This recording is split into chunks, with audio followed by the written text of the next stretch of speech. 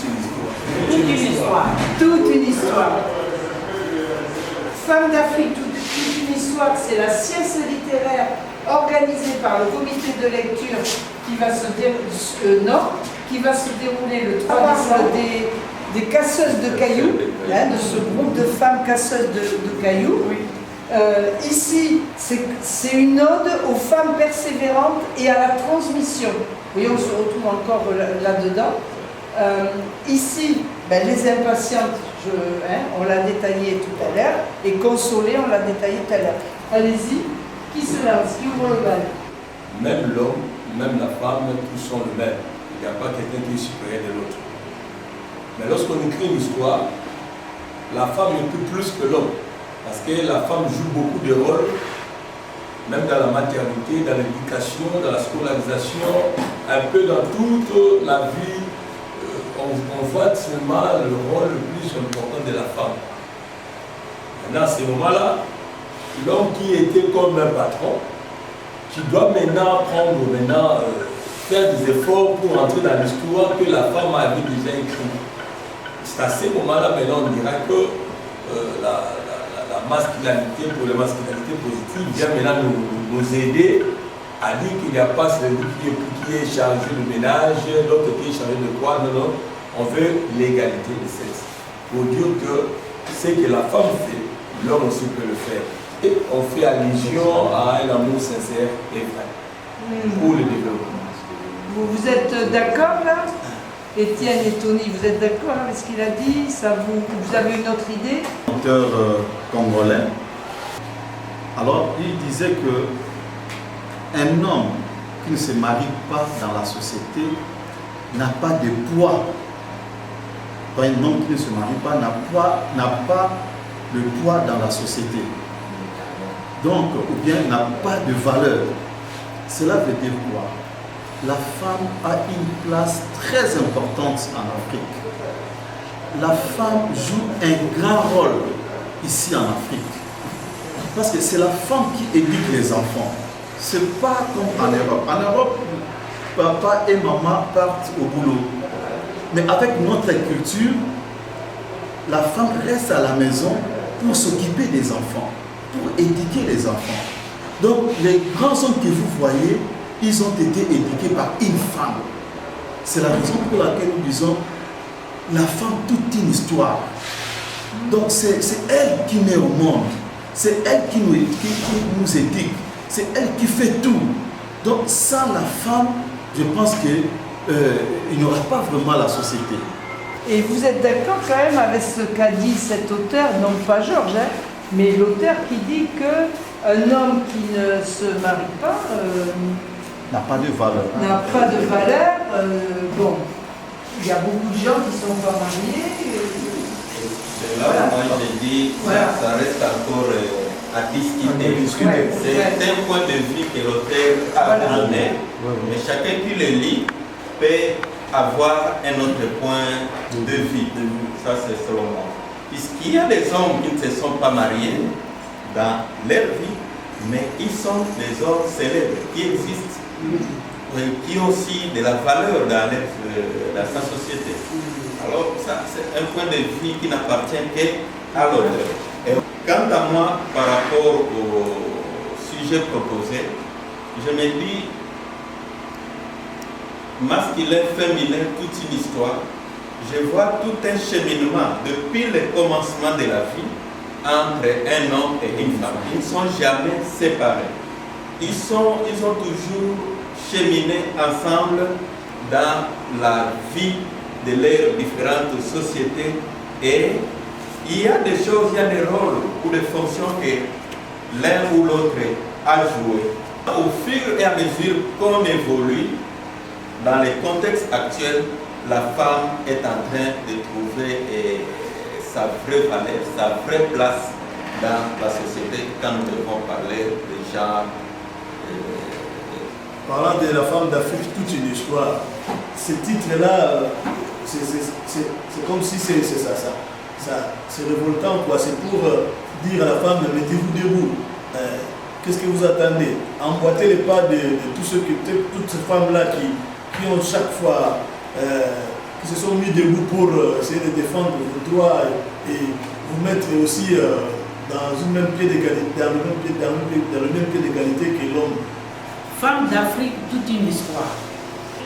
J'ai vu la femme marginalisée, femme aux multiples bras, femme aux multiples casquettes.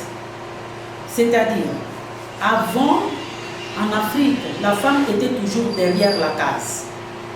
La femme était là que pour rester avec les enfants, pour procréer, et la femme était vraiment marginalisée. Mais actuellement, avec l'émancipation, c'est devenu maintenant toute une histoire parce que la femme n'est plus derrière la case. La femme qui était derrière la case, comme je l'ai dit tantôt là, est devenue maintenant administrative. La femme travaille, la femme discute, la femme défend ses droits, la femme lève le ton quand même pour défendre son droit et parfois là, souvent, et on en discute, on commence à en discuter même au niveau du Parlement. Personne, parfois aussi, personne pour prendre soin d'elle. Elle-même doit s'occuper d'elle-même. Toute une histoire. Mais Josiane a posé la question, qui aide sa femme à la maison? Tu étais là, non? Hein?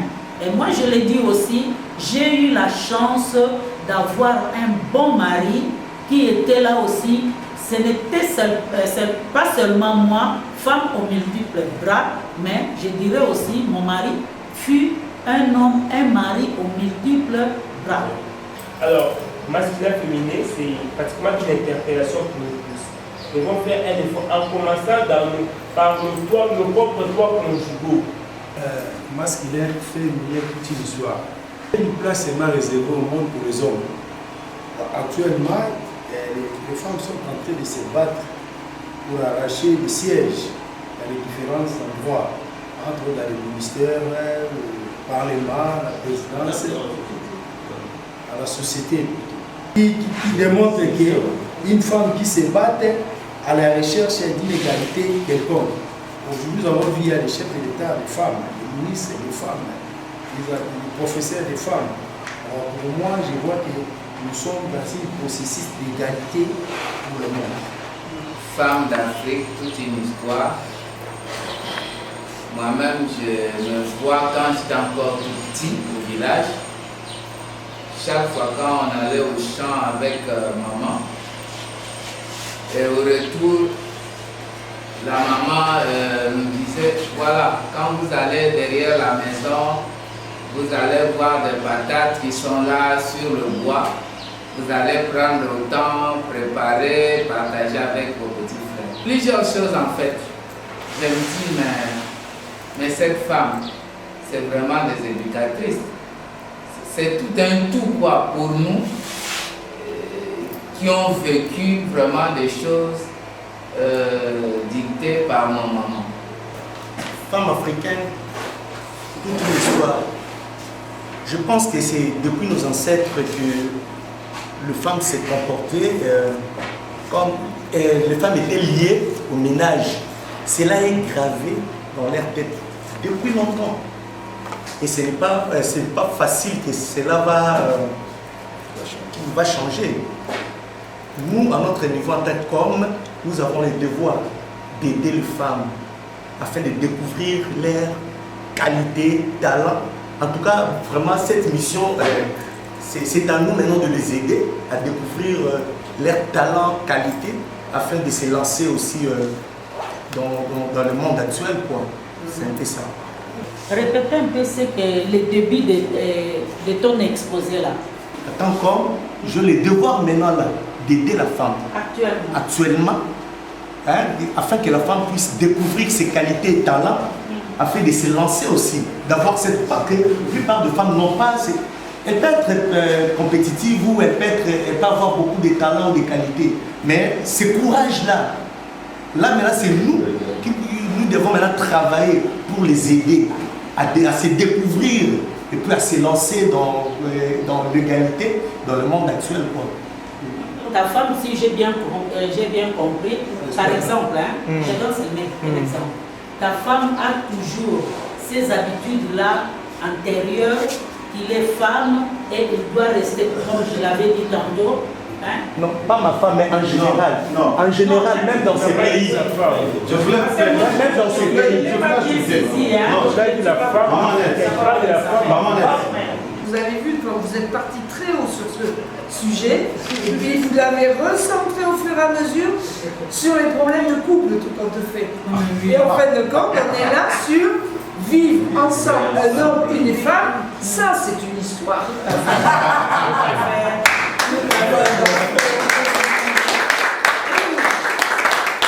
Je laisse Tony et moi je vous remercie infiniment parce que je sais qu'il y en a qui doivent partir. C'est l'heure et on a débordé en plus. Merci.